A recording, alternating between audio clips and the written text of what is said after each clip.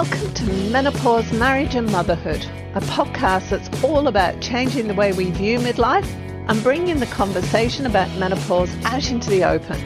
Each week we share stories, experiences and inspiration. We talk to experts on how to best navigate this time of life and find out how other people have not only survived but thrived through this time. I'm your host, Karen O'Connor. Hello and welcome. Today I'm here with Dinah Vink. Dinah used to work in corporate high-tech marketing and started to experience some strange symptoms that turned out to be perimenopause, and soon they were interfering with her work. There was a lot of stigma connected with menopause in the workplace that she wishes she knew then, but she now knows now.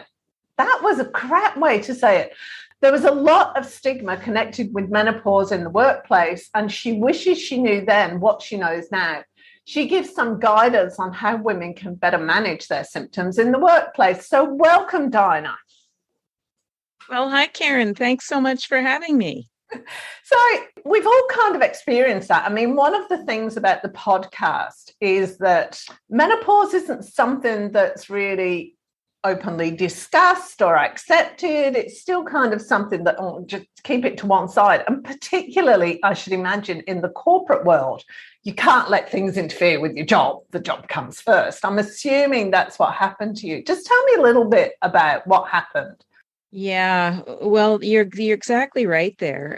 I worked as a director of marketing in a high tech company, and like most high tech companies, they tend to be mostly male.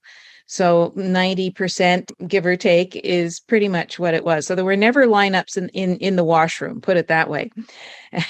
And so here I was working, and I was starting to experience some changes, which I didn't even attribute to perimenopause at first. It was just various things, like there was brain fog. So why can't I think clearly? Why can't I share this framework clearly? Why can't I hang different pieces of data into my framework and then respond with a pithy answer? And it was, I was wondering why this wasn't happening quite so efficiently as it used to. And there was also weight gain that started happening. And so I wasn't really sure what was going on. And when I went to my doctor, she was really no help. She tried to body shame me because I'd gained something like, 15 pounds or something since my previous checkup. And she gave me this outdated diet that was completely hormone inappropriate. And I just looked at that and I said, well, this isn't helpful. This is not going to get me where I want to go. And it turns out that 3 out of 4 women have the same kind of problem, that they're just not getting satisfaction from their doctor.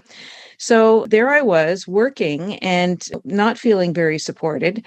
I went to my personal trainer and tried to explain some of these symptoms and what was going on. And I'd always been fairly active, especially doing long distance cycling, but in the gym, 3-4 days a week for sure. And he just gave me this high intensity, work harder kind of program. And I was just exhausted and not seeing any results and just feeling worse than ever. And so then I trotted over to my nutritionist and looked for help there. And she gave me the same diet that my doctor had given me. So this was clearly not helping. And so there I was at the office, and you spend about 60 hours a week is pretty normal. So you're spending a lot of time there, and it started to become a bit of a grind. And I'd always loved my job. I'd never been checking my watch to see what time it was. Is it time to go home, or is it time for a break or something? I'd never done that. And now I was just starting to feel exhausted. Sleep wasn't as restful as it used to be. And it wasn't until the hot flashes started, and they started in grand fashion. It was a corporate meeting that I had called. I was the chairperson of the meeting. And all of a sudden, after eating the muffins that one gets in order to bring people into the meeting, it's like bait. And I'd eaten one of those, and all of a sudden I started to get hot, and I was dripping. And I'm thinking, oh my God, what is happening here? And so after that, they came pretty thick and fast. And so that's when the penny dropped. And I knew at least I was in perimenopause, but there was nobody to talk to. Who would you talk to? I could find, I had a pal over in internal communications. I could talk to a couple of other women, but what were they going to do? So the whole stigma, particularly in a very competitive environment like that. High tech is very high paced, and being female, of course, posed a bit of an extra challenge. I mean, the guys were nice, but they just weren't interested in any kind of weird thing that women have. It's bad enough that they have kids, it's, but this, so yeah, so it really did change my relationship with work. And, at that point, I really didn't know what to do with it. It's really interesting, everything that you've said. The brain fog was one of the first things that the first two symptoms were brain fog, and then my sleep started getting really bad. And I was convinced I had early onset Alzheimer's because I could not string a sentence together some days. And some days I'm okay with that. Other days I'm really not. Still, it's still a problem. And there's nothing wrong with me. It's just that some days the hormones mean that I'm particularly when you haven't slept either. So your brain's not done its detoxification overnight. You just feel really groggy. And you can't explain that to someone who hasn't experienced it. But I also think the other thing I want to pick up on is what you said about all of the medical professions not understanding that, well, this is perimenopause and this is normal and this is how you deal with it. I found out a few weeks ago that menopause is actually an optional extra in a medical degree. It's not. That's right. It's not a compulsory unit to do, which is pretty horrifying. It is. Yeah. That was revealed in the same study that I quoted earlier. That it's probably the same in Australia as in the United States. It certainly mirrors the Canadian situation. And that is that 80% of residents, of general practitioners and OBGYNs are not comfortable dealing with perimenopause or menopause. And when they probed a bit deeper to find out, well, why is that? And they found out, well, it's because it's an elective, and they're not obliged to take that course, that set of programs. So it's pretty disturbing when you think that 50% of the world's population is not considered important enough to be placed in the mainstream of study. It's pretty horrifying. And the implications of that are that nobody understands what is going on. So the guys around you and even the other younger women around you have no idea what you're going through and can't relate to it and can't go, okay, she's obviously having a bad menopause day. Let's just give her a bit of a break here or whatever's needed. Yeah. And there are some stereotypes around, but it's mostly of women having hot flashes, of going crazy or having hysteria, and none of that is helpful. So it just goes to the stigma. And so that, they're really, it's unfortunate that this hasn't been discussed more, but it's a good thing that we have something like in October every year, it's World Perimenopause Awareness Month.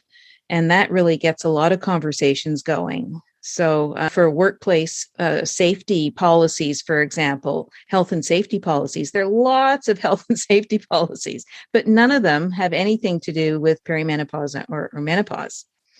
So getting the conversation going from that angle is clearly where things need to go. And that can be done by anybody, So if I'd thought of that back in when I was working in corporate, that's what I would have done. I would have gone to them and I would have presented my problem with a solution attached to it as something that I thought would help me, and then see, well, are you, can you help me with this? Is this something that you can provide some guidance on? What did happen in your workplace? What steps did you take? Or what happened? And then what steps did you take? Well, things kind of chugged along for a while, and then I started doing some reading. And so I started looking at the women's aging research, and I found myself that insulin resistance was part of my problem. So that led me to look at a low carb diet and cutting sugar, particularly, out of my diet. So those were things that I figured out myself. And, it had some pretty dramatic effects quite quickly. So that's satisfying, and that's one of the things that I like to help ladies with is using food as medicine. So there's some pretty quick results that can be had with that, but that's not the whole story. But what happened in that situation is that my company was bought out. So it was the telecom sector, and every couple of years this happened. I think I've had like 9 jobs in corporate tech, because every couple of years, there's a big change. So either the company goes bankrupt, or it gets acquired, or it changes focus, or something happens. So anyway, we were acquired by Alcatel in the telecom sector, and I didn't want to work for Alcatel. I was used to having a head office job, and working for Alcatel in Canada would clearly not provide me that. So I left and went to a startup, and that was pretty exciting. But some symptoms came back, but it was a much more forgiving environment there. It was still the 90% men, but they relied on me in a way that they were happy to accommodate whatever I had going on. So it was just a much easier environment to function in. So that helped. Yeah, this is a complete sidetrack, but it'd be interesting to see how much has changed after COVID and people working from home, and how different the expectations are, and whether there is more accommodation for people, not just with menopause, but with other things going on, just being able to work around it. That'd be an interesting thing to find out. Yeah, I think COVID has changed the expectations of workers enormously. And I know that for the government, they have got a lot of changes in their work policies that they start out as temporary, and they move into a more, permanent kind of situation. So now they're looking at hybrid models where people will work, say, 3 or 4 days at home and 2 or 3 days at work. So this is the same sort of thing that would work really well for women going through perimenopause and menopausal symptoms. That would really take some pressure off and allow women to cope with their symptoms much better. Just out of pure curiosity here, do you think that women are more open to that kind of idea than men, or is there any kind of gender difference with that flexibility around work? Yeah, I think so, because women are much more used to multitasking, right? So women have got more care of children. Usually they tend to do more around the house. So by working at home, they have less in the way of sort of geographical challenges of trying to be in different places at once. So I think that women would be more open to that than men. But there are also some consequences when you're not fully visible. When you don't have those office cooler conversations, for example, or if you work in a more of a factory floor situation, if you're not seen to be pulling your weight, then there can be consequences. Yeah, I think one of the other downsides from working from home is there's not that separation between work and home. So I found that I like sitting on my armchair in front of the telly with my computer and working, but then my computer's right there. There's nothing, no separation, quiet time, downtime to work. I'm always on alert. So there is that kind of thing as well. So tell me, let's go back to the actual conversation. Tell me what women can do when they start to hit perimenopause. And the big thing for me is, the thing that gets me really agitated is, we need to understand and recognize what's going on as early as possible, and not just leave it till, there's a hot flash, I must be going through perimenopause. because there can be months and months or even a couple of years of concern that you're losing your mind or you're not sleeping or you're gaining weight and nothing's happening before you get your first hot flush. What would you say around that? What's your advice around that? Well, I think it just goes to understanding what to expect. Right. So if you start to understand that there are 20 or 30 different symptoms that could be associated with perimenopause, then you don't think, oh my goodness, my body is falling apart. What's wrong with me? I'm going crazy. There's this, and actually it's all the same thing. So if we understand, and there are a couple of simple principles with estrogen and progesterone declining after about age 40, that doesn't just affect the reproductive system. It also affects the cardiovascular and the musculoskeletal system. So those two systems are reliant on estrogen in order to retain bone density, muscle fiber in the musculoskeletal system. And in the cardiovascular system, it keeps the heart itself and the blood vessels supple. So if you think of these as these are two massive systems that we have, and there's a whole lot of things that can happen that are related to those. So just understanding something as simple as that estrogen in particular isn't just a reproductive hormone, but it has these other functions, then you can start to see, okay, when I get joint pain, I get it, right? That's what's happening. When I don't recover after exercise so quickly, I get it, right? It's because my muscles and my bones are dealing with less estrogen. When I need to recover, when I get hot flashes, the whole heating and cooling system is all part of that cardiovascular system, right? You start to get it. The brain fog. Okay, so there's some buildup in my brain that I haven't managed to clear out. I must get some more sleep, and I should probably make sure that I'm not eating sugar. So, there's some basic principles to understand that can really help to explain some of these myriad of different symptoms that can just overtake you if you don't understand.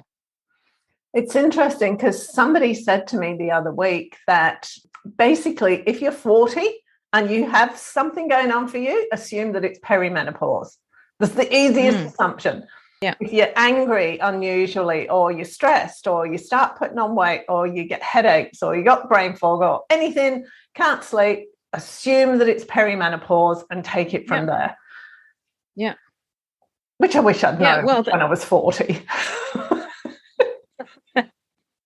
Yeah, well, it's a good place to start for sure. And, knowing that this change is coming allows you to prepare. And, in my case, it was almost 2 years before I figured it out. And not because I wasn't raising the alarm, but because my team of health professionals didn't know either. So this is a pretty common thing. And there are some, when your body starts performing in a way that you don't recognize, it can be very alarming because you've been able to handle your body, deal with it. You understand, if I do this, I know that will happen. If I do this, right, then I know if I want to lose weight, if I want to go to sleep, if I want to, whatever, build muscle, if I want to, build up some endurance, then I know what I have to do. But then once you hit perimenopause, all that changes. So that's another clue that something is going on. So I think it's best to understand what's going on and to be able to anticipate it, so that when you start to see these symptoms in yourself, you can take some appropriate action. What happened with you beyond there, beyond that incident where you moved companies and everything? Well, I continued to research because I started having other issues. I started having some digestive problems. I started getting restless leg syndrome. So at least then I could start to research it more in greater detail. And so I started to put these pieces together, but I didn't really tell anyone, it was just my own little private investigation. and and then ultimately I didn't really feel comfortable in corporate anymore. So the next the next job that I had lasted, I guess, I don't know, 2 or 3 years, and then they were acquired. so after that, I ended up in a not-for-profit, and they're the not-for-profit, quite small. And my boss was, I think, 2 years older than I was, and we were in the same boat, right? So that was perfect. We had a very good working relationship there, but I had to do a lot of videos and manage the AGM and events and all that kind of stuff, as well as a lot of strategic work. And I used to keep this ice pack in the fridge that had like gel in it, and keep it in the freezer. So if I had to do like a video segment, I would just stuff this thing along my midriff, and just to, like a center of cooling. And I just thought that was so hilarious that I would be hugging this ice pack while I was doing this presentation on video, but my boss was just laughing. I mean, she knew exactly what was going on, and so at least we could laugh about it. And some of the others in the organization understood that, that we had this thing going on with with perimenopause moving into menopause. And so at least there was an ability to talk about it some more. So that was great. And then after that job, I went out on my own, and so then I didn't have workplace policy so much. But certainly when I'd go in to present a contract, so I'd do a communications strategy or something, and I'd go and I'd present it, then I'd always be concerned about the room that we'd be in. So are they going to sit me under a hot air vent, for example? And so how much ice do I have in this little drinking glass over here? Like, how long is it going to last? When I grab my hands around it trying to cool down, I continued to have some amusing situation, but at least then I could try and position myself according to the most strategically comfortable spot for my condition. And that still happens sometimes. So now I'm I watch for it. I don't want to sit right underneath the heat vent, and it's just not a good place for me. So, it's funny, isn't it? I have to use estrogen cream. I had an operation last year, and I have to use estrogen cream. And half the time, I don't want to use it because it brings on the hot flushes again. So I'm like, ooh, it's a trade-off, one against the other. Yeah, indeed. Yeah. One of the things that struck me over the couple of years that I've been doing this is a lot of this isn't talked about because it used to be women's stuff. And we used to be in a community of women where we could talk to somebody older and they knew what was going on and they could help us. And now we're all kind of scattered and isolated, and we're relying on medical professionals more, and they don't actually know what's going on. One of my friends who is perimenopause, she's definitely well into perimenopause, and she's done the same thing as you. She's got this trainer and she's saying, I'm working out so hard. And I keep saying to her, well, you shouldn't be. That's not how it should be. And no. But the internet, the things that you're doing and the things that I'm doing are actually great, because that's the new community that we've got, that collection of women that can support and share information. And then hopefully that change will start getting out there through into the medical profession, into the health professionals, because I find it really upsetting, horrifying that people like trainers in the gym and naturopaths and anybody else does not know how menopause impacts women's bodies. They're supposed to be the people that we're relying on for information, but they can't actually give us accurate information because they don't know it. So we're going to people for support and it's not there. They're actually giving us completely incorrect support. Yeah. And these days, where there's more, call it science-based evidence, right? So when I was pulling together the information, I was always looking for papers that had been peer-reviewed and that had some credibility to them, in order to start putting some of these frameworks together of how can we deal with this. Because often, certainly my mother was no help to me. Well, of course, she drifted off into dementia by the time I needed her. So that wasn't so great. But when she was going through perimenopause and menopause, for her, it was pretty easy sailing. She didn't have the kinds of problems that I had.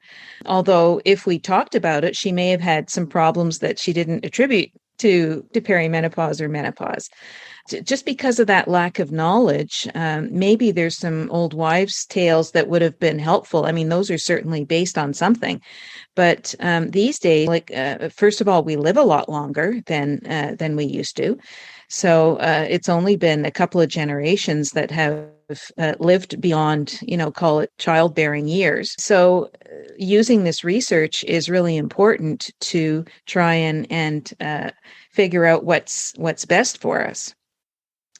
And there's also, some of this misinformation around. So when you're going to your professionals for help, and they're just treating you like that. My personal trainer, I could have been a 20-year-old man for the advice he was giving me, not a hormone diminishing woman. It was so. Yeah, it's good to have new communities to draw on in order to update the information.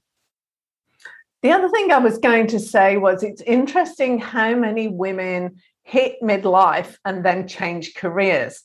So, and I hadn't even thought of that aspect till you were talking. I thought, what suits us when we're in our childbearing years, even if we've had a really successful, really happy career like you did, when we hit perimenopause and the hormones change, we're like, maybe this doesn't work for me anymore. And I wonder how much that has to do with the changing hormones as well.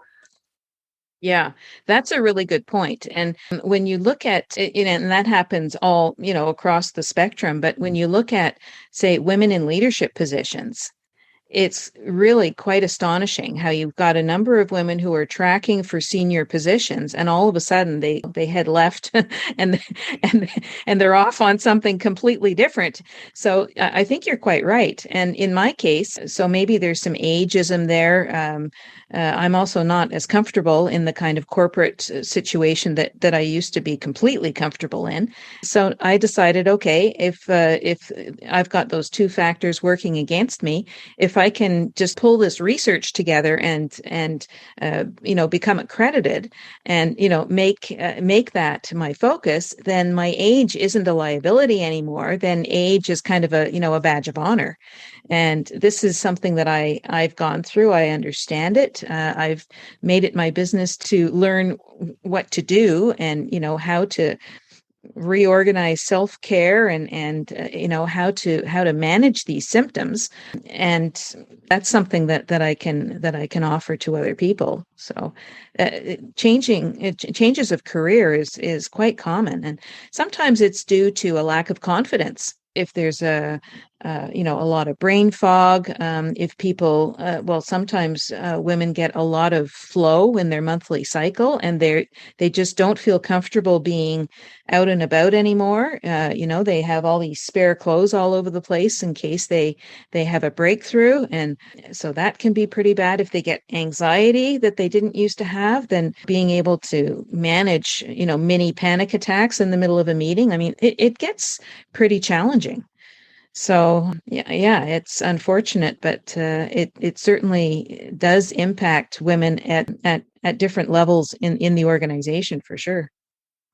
What I'm hearing, and correct me if I'm wrong, is that there's maybe a change from when we're in our child-rearing years, where we can be quite competitive, and then once we hit perimenopause, it's more gentler.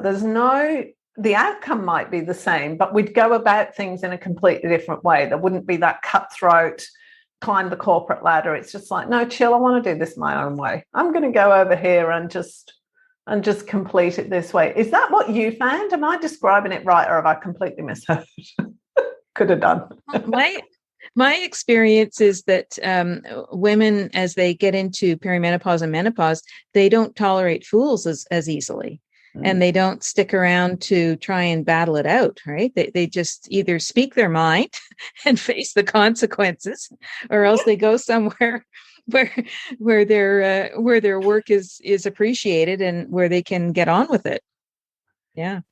Yeah, it's interesting, isn't it? Because that's me now. I mean, I've always been outspoken anyway, but now I won't put up with any nonsense from anybody. And I think a lot of women experience that. It's just we kind of go, hang on, no, I don't want to be in that toxic environment where it's not nice.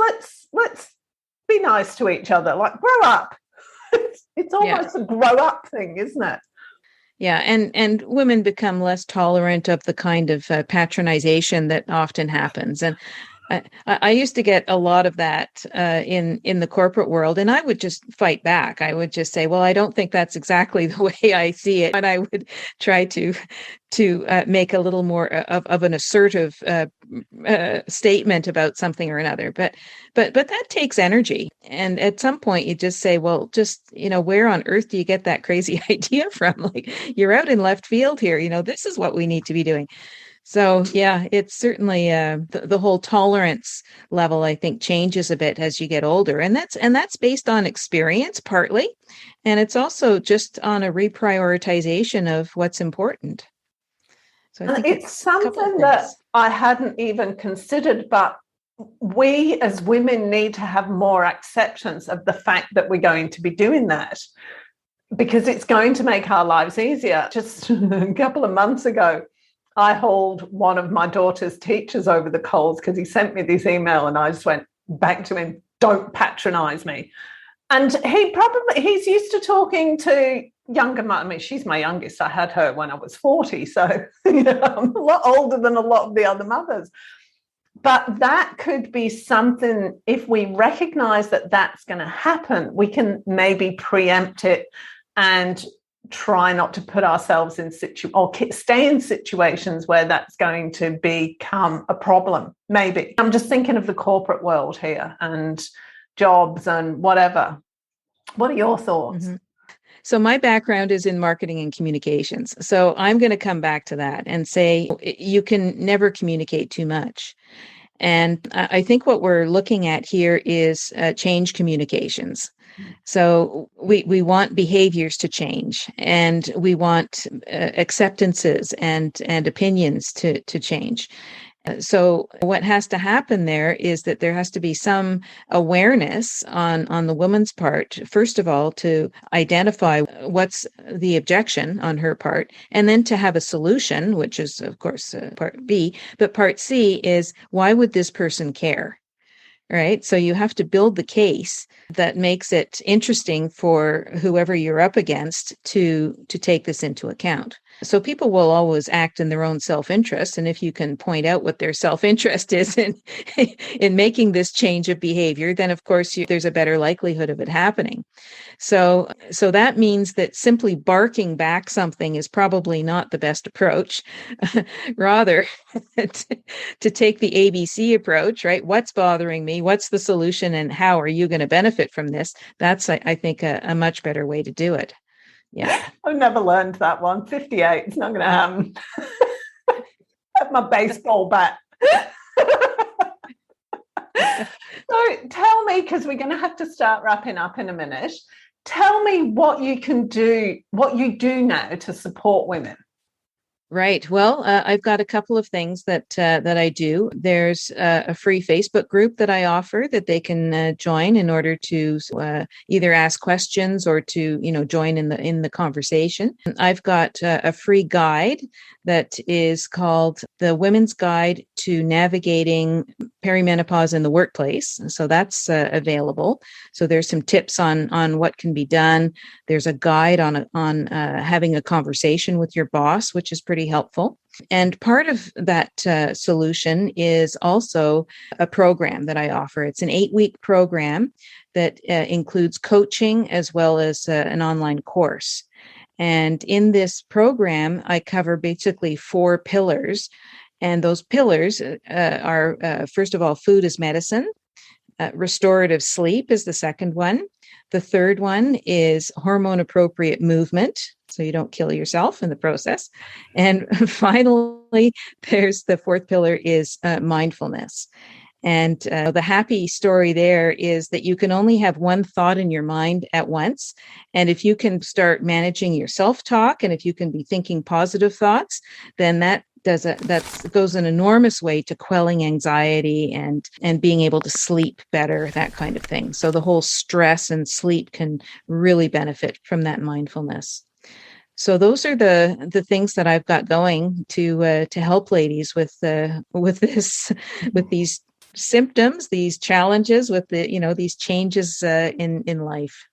The big thing that I'm hearing in this is really it's all about knowledge and acceptance, being prepared for what's going to happen. Forewarned is forearmed. If you know that here's 20 or 30 possible symptoms and you're going to get all or some of them at some point, then that just gives you more peace of mind and helps you relax. That was where I was going to go. One of the things that I did was I really started running on adrenaline, because I didn't know, why was I so tired? Why couldn't I sleep? Why couldn't I do this? So my adrenaline levels just went up and up and up, which means less sleep, which means more stress and more brain fog and everything else.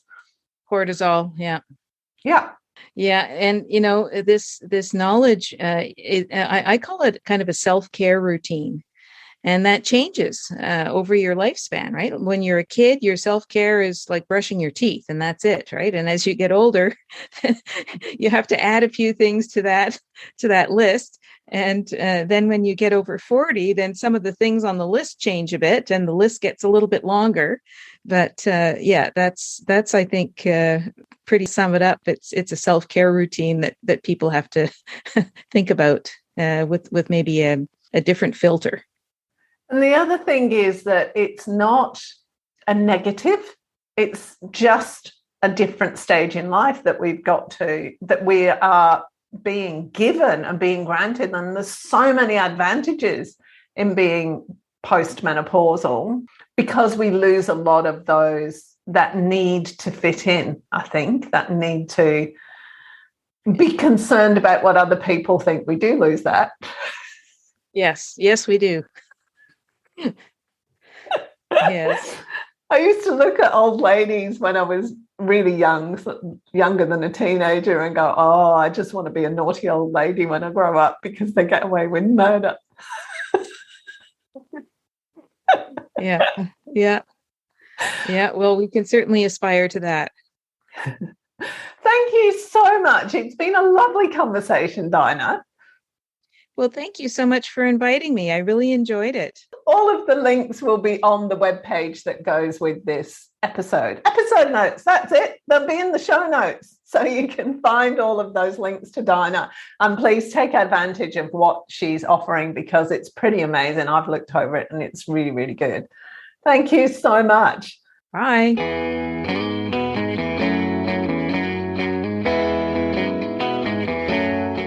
Thanks for joining us this week on Menopause, Marriage and Motherhood. Make sure you subscribe to the show on your favourite player, and while you're at it, we'd love you to leave us a rating on iTunes, or if you'd simply tell a friend about the show, that would be amazing too. Be sure to tune in next week for the next episode, and remember, if you're busy thinking about what you can't have, how on earth are you going to enjoy what you can have? See you next week.